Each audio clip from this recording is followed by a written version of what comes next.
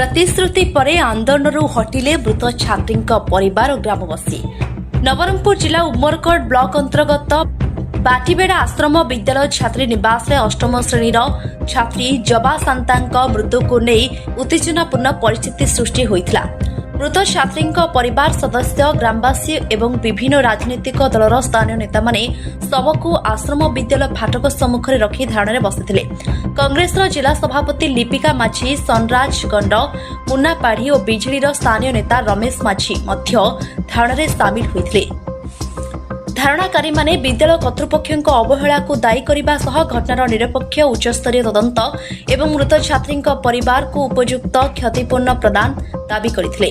एहाकु नै किछि समय पर्यंत घटनास्थल उत्तेजना लागि रहितला।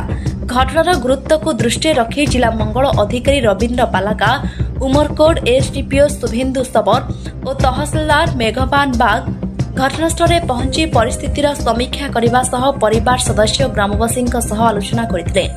जिला मंगल अधिकारी सूचना देइथिले जे जिलापालक निर्देश क्रमे घटनार उच्चस्तरीय तदंत पई पीएआईटीडीए मेडिकल ऑफिसर एडीडब्ल्यूओ ओडीडब्ल्यूओ को नहीं एक तदंत कमिटी गठन करा जायछि। एथिसह मंगल विभाग पक्षरु मृत छात्री परिवार 2 लाख टंका क्षतिपूर्ण प्रदान कराजिबो बोली से कहिथिले। तदंत रिपोर्ट रे जहांक अवहेला किंबा दायित्वहीनता प्रमाणित हेबो सेमानक विरोध रे कठोर प्रशासनिक कार्यानुष्ठान ग्रहण कराजिबो बोली प्रशासन पक्षरु प्रतिश्रुति दियाजिबा परे मृत छात्री परिवार और ग्रामवासी धारणा प्रत्याहार करी आंदोलनरु हटि नहीं रिपीट नहीं जेहेतु एटा गोटे दुर्भाग्य घटनाटा थिला। आपण माने समस्त जानी पारिपार्श्विक परिस्थिति आ जहाँ साक्ष्य अनुसार आम जहाँ आज भी जाइलु जोटि कि पिला आत्महत्या करथिबार आमे माने अनुमान करूछु। तो आम समस्ते दायित्व अच्छु से अनुसार कार्यानुष्ठान भी होइछि। तो आमर जिलापाल ऑलरेडी गोटे कमिटी कन्स्टिट्यूशन कर देइछन्ती जोटि पीआईटीडीए मेडिकल ऑफिसर एडीडब्ल्यूओ मु अच्छु तदंत करूछु। जेहेतु एबे परिस्थिति जहाँ अच्छे तदंत कला परे जहाँ भी माने विभागीय कार्यानुष्ठान ग्रहण कराबो। तत्सहित आमर जो एक्स ग्रासिया हिसाब रे 2 लाख टंका भी तांकर परिवार को दियाबो। तो ये सब आमर व्यवस्था करा जाय नहीं सुनंतु जहाँ भी घटना होउछि तार तदंत कराउछि से अनुसार तांको दृढ़ कार्यानुष्ठान ग्रहण कराउछि।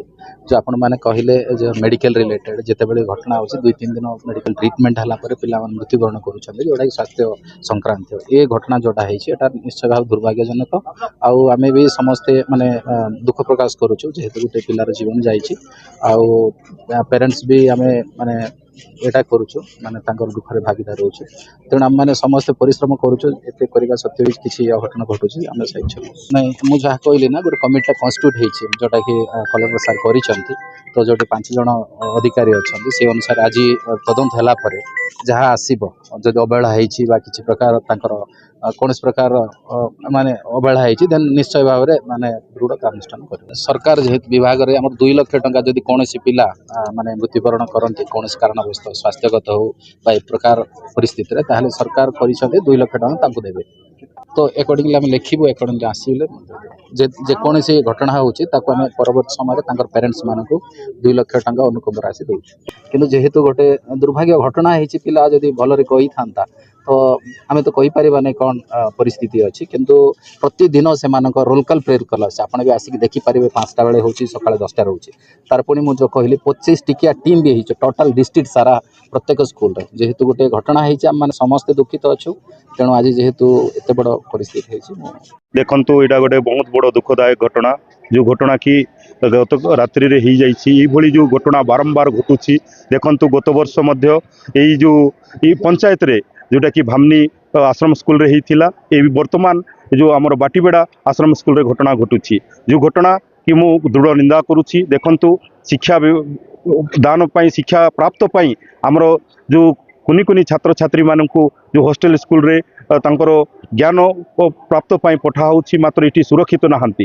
देखंतु एई पंचायत रे 2-2टा घटना घटिछि जोटा कि खोद हमर उमरकोट रु लागि करी अछि जोटी कि हमर मंत्री जे कि नित्यानंद गंड अछंती तांकर अंचल रे भली घटना बारंबार घटबाटा आमे दृढ़ निंदा करूछु। एतरे जणा पडुछि ए प्रशासनकर जो अव्यवस्था और तांकर जो कार्य पई ही घटना घटिछि। देखंतु रात्रि रे एमानको जो हॉस्टल कर्तृपक्ष तांकर परिवार वर्ग को फोन करी डकई छंती जोटा कि तमनको कहायला तांकर जो छात्री को हॉस्टेल रु असुस्थ हेबारु तांकु नवरंगपुर स्थानांतर करा जाइछि तेणु शीघ्र आसंतु आसला परे देखाइले जे जो घटना जो आत्महत्या घटना घटिछि इथरु जणा पड़छि आत्महत्या नुहे एटा हत्या करा जाइछि जहाँ संदेह करा जाउछि जोटा कि हमर छात्र छात्री मानकु आमे पाठ पढ़वा पई ई जगह छाड़ुछु मात्र इटी सुरक्षित नहांती इटी बहुत बड़ प्रश्न लास्टा जमी रे पड़िकी थिला जोठी कि हमर जो झुलंता शव थिला ताकू उठेइकरी ताकू अणा हेछि जोटा कि तांकर परिवार तांकर गाँ लोकंकर गोटे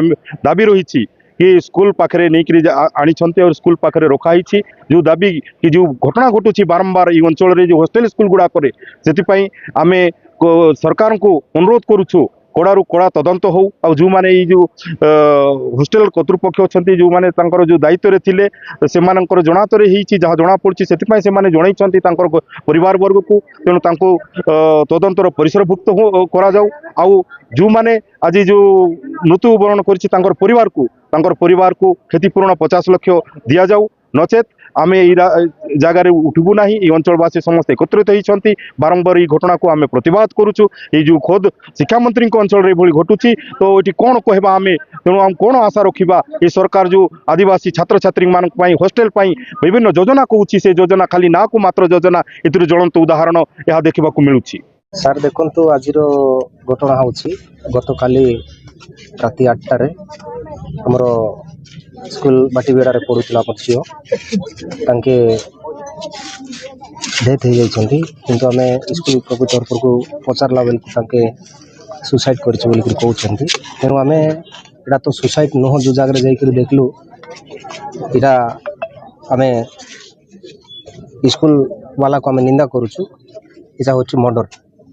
देखो सर जे कि स्कूल रो हेडमास्टर आमको कहते प्रतिश्रुति दौले मिछ रे आमको से माँ को बापा को आनिक आम मेडिकल जॉइन करूँ तापरे आसिक देखला बेलू ना मेडिकल नुह तुम झील मरी जाइए मरी जाइए बोली कहलार बापा मैंने कहलारू तांके ना इटी ना आ गोटे जगार से सुसाइड कर टोकीदेले से आम आज सब को नहीं धारणा बसीचु आज्ञा ना प्रतिश्रुति से सरकार तरु मिल अपेक्षार आम अच्छु मास्टर आज्ञा माने कार्य अनुष्ठान नि रिसेंटली सस्पेंड करा जाऊ आउ आगामी दिन एमती न हो निया जीव बोली कहले।